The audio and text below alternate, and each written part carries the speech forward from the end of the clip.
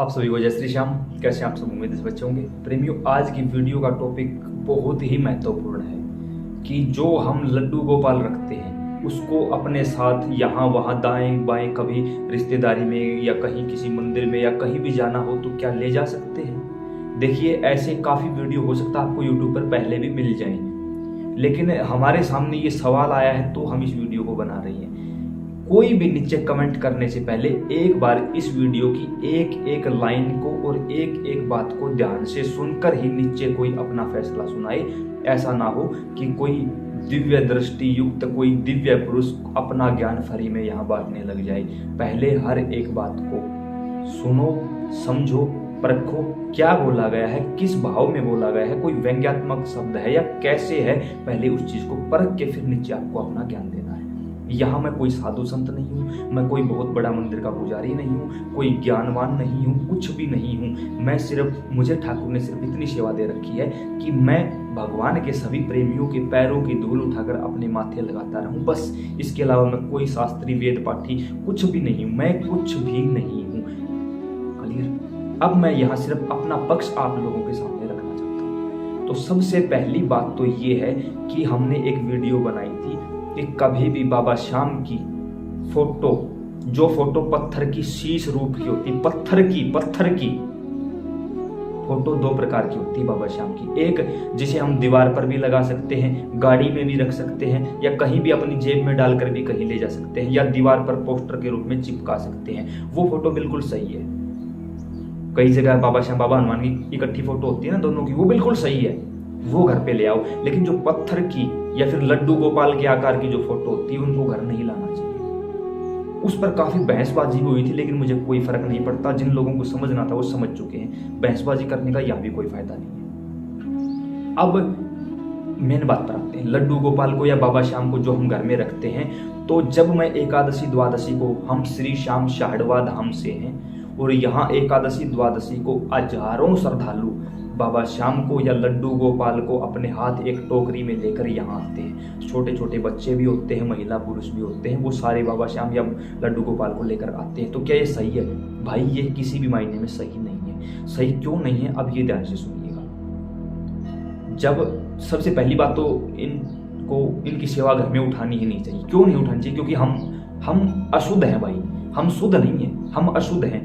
हमें कोई अधिकार नहीं है कि किसी और चीज के माध्यम से हमें भगवान को अशुद्ध करें। क्यों अशुद्ध है? अब ये सुनिए। लोग कहते हैं मंदिर में तो पूजा होती होगी। अरे मंदिर में और घर में दिन रात का फर्क होता है। मंदिर में गृहस्थ जीवन नहीं होता। गृहस्थ जीवन में क्या क्या होता है मुझे बताने की जरूरत नहीं है। उसके साथ साथ घर में हजारों प्रकार के सदस्य होते हैं। तो क्या घर में हमें जरूरी है लड्डू गोपाल की सेवा लेना?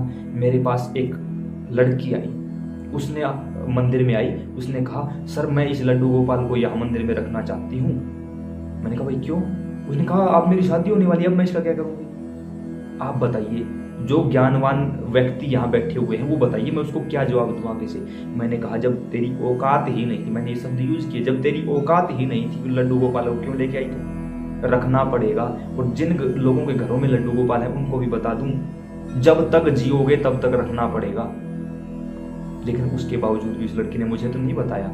दूसरे तीसरे दिन मुझे वो लड्डू गोपाल एक पीपल के नीचे पाए। लड्डू गोपाल मुझे पीपल के नीचे पाए।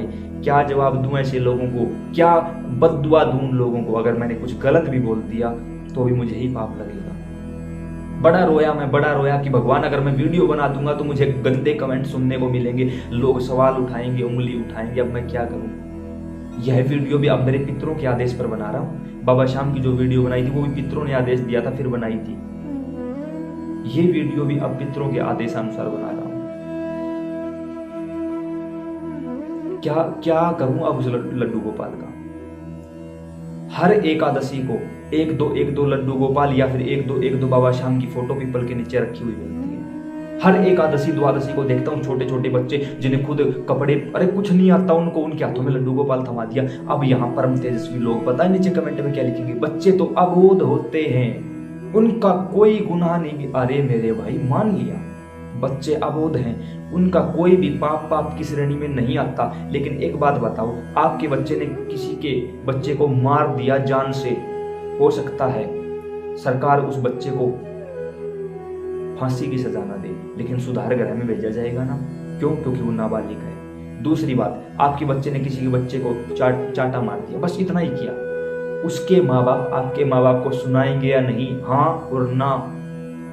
जब तक बच्चा अबोध है, नाबालिग है, उसको उसके दंड का अपराध नहीं मिलता, ये सच्चाई है। लेकिन उसको उसके दंड का अपराध उसके माँ बाप को मिलता है। जब हम कोई गंदा कार्य करते हैं तो वहां पितरलोक में बैठे हुए हमारे पितरों को भोगना पड़ता है वो सब कुछ।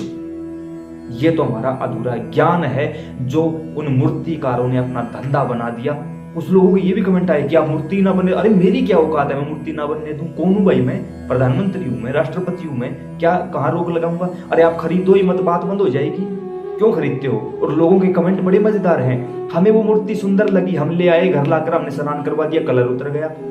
मेरे भाई, मेरे श्याम, श्याम कौन है? श्याम पता है आपको? श्याम जिसके ऊपर दूसरा रंग चढ़ नहीं सकता, जिनका एक बार चढ़ने के बाद जिसका रंग कभी फीका नहीं पड़ सकता, वो है श्याम।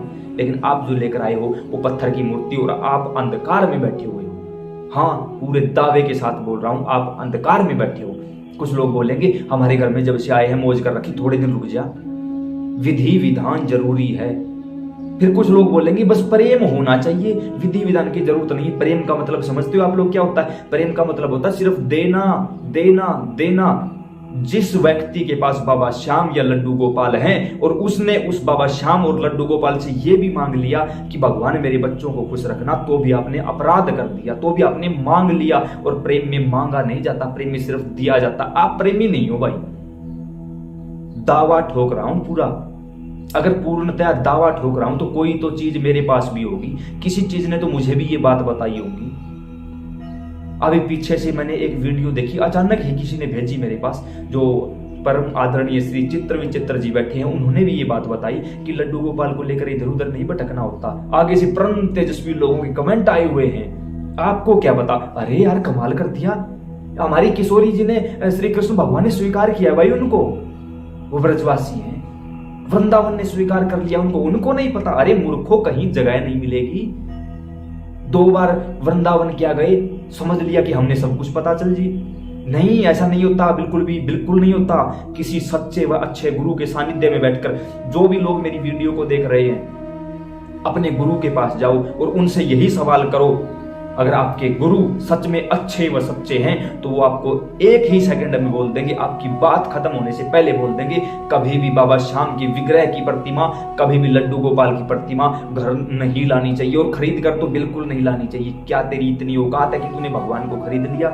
भगवान घर लाए नहीं जाते, भगवान घर आते हैं। जिसके घर भगवान को पहुंचना होता है उसके घर भेंट स्वरूप आते हैं भगवान।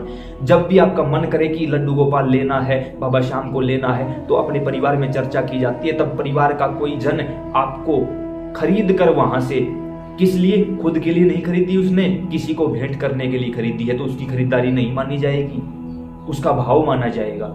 फिर वो आपको बिल्कुल फ्री में भेंट करेगा, फिर आप उसकी सेवा में चलोगे। ऐसे होती है, ये नहीं होता गए खाटू, गए चुलकाना, गए दिल्ली, गए वृंदावन।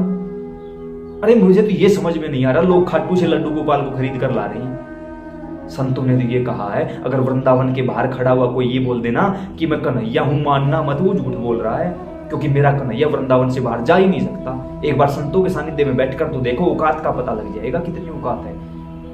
कुछ लोग बोलेंगे गुस्सा कर, अरे गुस्सा नहीं कर रहा हूं मेरे भाई, गुस्सा नहीं कर रहा हूं। अंदर से जीवात्मा झकझोर उठती है जब पीपल के नीचे रखे हुए उन लड्डू गोपाल और बाबा श्याम की विग्रह को देखता हूं। रोना आता है, रोता हूं फूट फूट कर। मेरा कसूर भी नहीं है, फिर भी रोता हूं। क्यों? क्योंकि लोग इन वीडियो को देखते नहीं है। देखते हैं तो नीचे गंदे कमेंट आते हैं, नेगेटिव कमेंट आते हैं, और जिन लोगों को थोड़ी सी सद्बुद्धि है वो लोग इन वीडियो को शेयर करके लोगों को नहीं बताते कि हमें क्या करना चाहिए। और इस वीडियो को देखने के बाद फिर लाखों फोन आते हैं, भाई अब क्या करूं।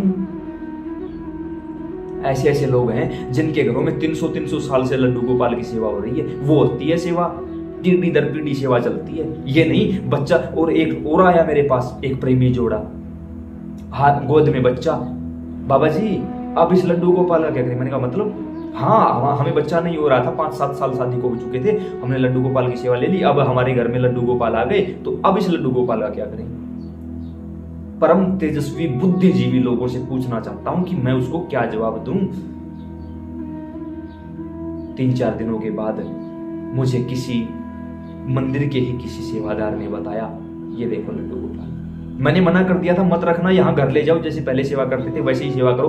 पहले एक लड्डू गोपाल था, अब 2 लड्डू गोपाल है, सेवा करते रहो, कोई दिक्कत नहीं। लेकिन 3-4 दिनों के बाद मुझे मंदिर के किसी सेवादार ने वो लड्डू गोपाल दिखाया। ये देखो, पता है कहाँ गिरा हुआ था?